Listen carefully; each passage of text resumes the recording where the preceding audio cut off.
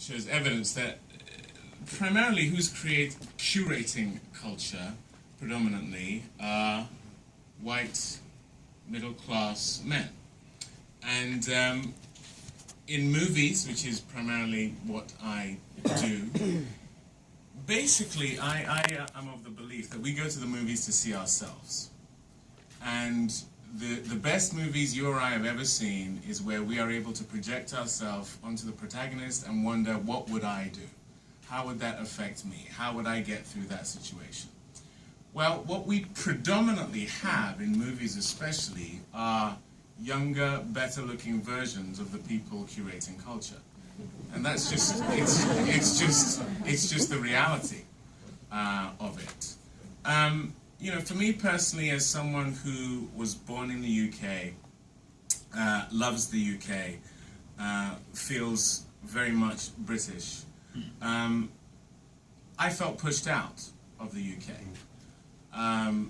because of the glass ceiling I could feel my head bobbing against, having been given very genuine and real opportunities. I went to the London Academy of Music and Dramatic Arts, and while I was at drama school, I remember at the time watching TV in the UK and thinking there were very few examples of actors who look like me, who I aspired to be like, aspired to have their careers. In order to have those feelings, I had to look to the States.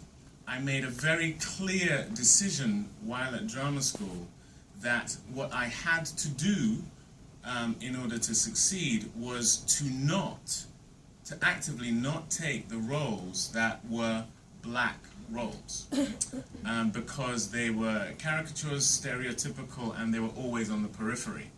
So I remember going to meet agents as I was graduating from drama school and saying, I want to go up for the roles for white actors.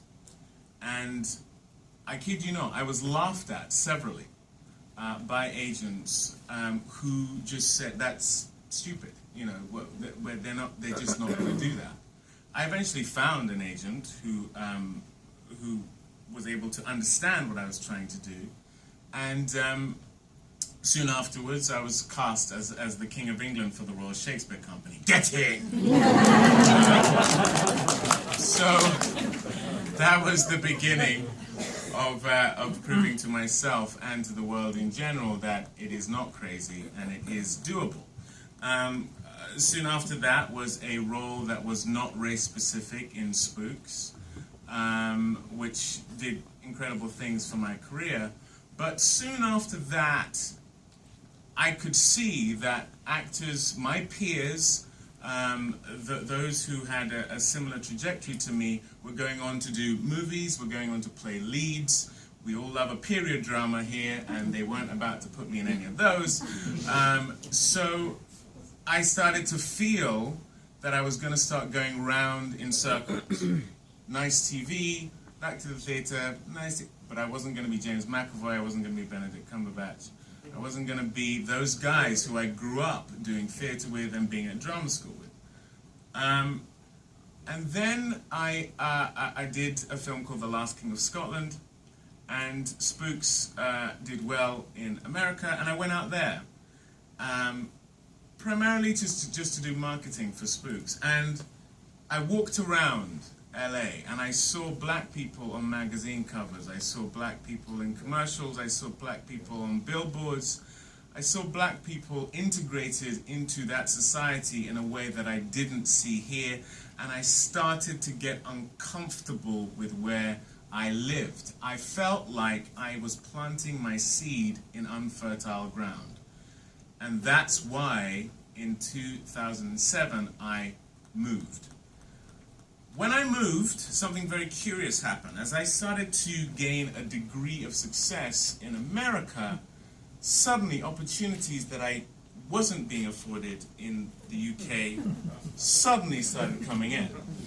And I thought, wow, I have to leave and have success elsewhere in order for what I have by way of ability to be validated. You know, I've always believed as a black person, unfortunately, you have to work twice as hard to get half as far. That means I have to work 4 times as hard as Benedict, who's a very good friend of mine. And he's a hard worker and a talented actor. But the truth of the matter is I don't mind that, because I actually think, you know, your best work comes out of hard work. But not everyone can move to the States. Not everyone should move to the States. In fact, I would say no one who enjoys being British, enjoys living in this country, wants to work here, is proud of the talent pool we have here, should think that way. I have, every year, during pilot season, a raft of black and Asian actors coming through my home who are not only frustrated, not only feel pushed out in the way that I felt, but they are desperate. Things are worse now than they were when I was doing Spooks, when I was playing Henry. They just literally are. The opportunities that I was afforded are not there. And having played Dr. King in Selma or any of the other films I'm doing, I just know that those opportunities are not on offer here. I literally am on a plane today to go and do a film called A United Kingdom, which is about the King of Botswana, who married an English lady in the 40s, just after the Second World War, and their interracial marriage caused quite a storm between South Africa, Botswana, and the UK. It's a beautiful story. It's an epic period love story. Rosamund Pike is playing my wife. Amma Asante, who directed Belle, is going to be directing it. That film would not be happening if I was still here. That film, I've been trying to get it made for 5 years, and what broke the deadlock is Selma, which is an American film about an American protagonist, which happened because there was an American advocate for it, Oprah Winfrey.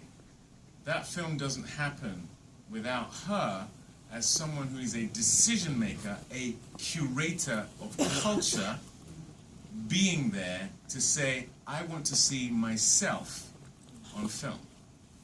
I just did a film called The Queen of Cardsway for Disney. It's a beautiful story about a chess prodigy, 9-year-old chess prodigy who's found in the slums of Uganda. I play her coach, and she goes on to be a champion. True story. Myself and Lupita Nyong'o are in that film. Lupita plays her mother. I play her coach. A lot of the film is about the friction between us and how this girl can go on to transcend her environment in order to succeed. A classic triumph of the will story, being made by Disney, all black actors, entirely African cast, and directed by Mira Nair. Tendo Ngenda is a executive at Disney. He is of Ugandan parentage. That's why that film is getting made. Until we have a situation whereby here in Britain there are curators of culture who are reflective of what Britain actually is, especially in our cities, nothing is going to change, because at the end of the day we all have prejudices. We all have allegiances that are both conscious and subconscious. And so therefore we are kidding ourselves to purely rely on people who are already in positions of power to change, to suddenly change their nature, to suddenly change their point of view, their worldview, and what it is they want to see. At the end of the day, whether we like it or not, we take care of our own. And what you have to do, what we have to do, is change the demographic, change the landscape, change the faces, the genders, the people who are in those positions of power to greenlight projects. I have been a beneficiary of that. Other people have believed in me. Other people like Oprah Winfrey, like Tendo Ngenda have come along and greenlit things that I'm now able to do. I essentially was fundamental in greenlighting A United Kingdom that I'm about to go and do, because I want to see myself in movies. I'm married to a white woman. I've been married for 17 years. I'm deeply in love with her. And I want to see that story in film. And so we're telling that intimate love story on an epic background, which is what we all want to see. And so as someone who has now been afforded the opportunity to curate culture, I'm here to tell you here in the UK that I don't want my children, I don't want my friends' children to have to...